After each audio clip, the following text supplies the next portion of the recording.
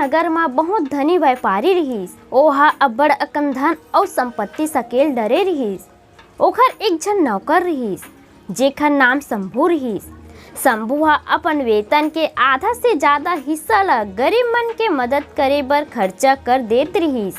व्यापारी रोज ओला धन बचाए के शिक्षा देत रहीस, लेकिन शंभू ऊपर ओखर बात के कोनो असर नहीं होए। एखर से तंग आके एक दिन व्यापारी हा शंभू ला एक ठन लौठी दीस और कहिस, जब तोला तोल ले बड़े मूर्ख मिलही त ये लौठी ला ओला दे देबे।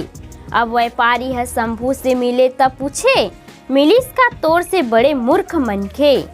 शंभू हा प्यार से इनकार कर देत रहीस। एक दिन व्यापारी बीमार पड़ गए और रोग अतेक ज्यादा हो गए कि व्यापारी हा मरे के लायक हो गए।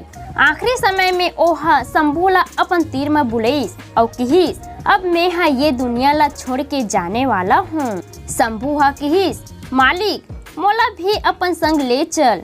व्यापारी हा प्यार से शंभू ला कहिस, पगला उहाँ कोनो ला संग में नहीं ले जा सके। शंभू हा फिर से कहिस, फिर आप धन दौलत सुख सुविधा के सामान ला ले जाओ और आराम से उहाँ रिहू।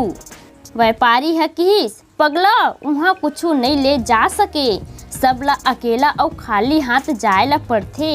शंभू फिर बोलिस, मालिक तब तो ये लौठी ला आप ही रखो। जब संग माँ कुछू लेके ऊपर नहीं जा सके ता आप तो जिंदगी भर धन दौलत और सुख सुविधा ला सकेले में अपन समय ला खराब कर डरे हो। न तो आप दान पुण्य करे और न ही भगवान के भजन करे हो, तो ये लौठी के असली हकदार आप ही हो।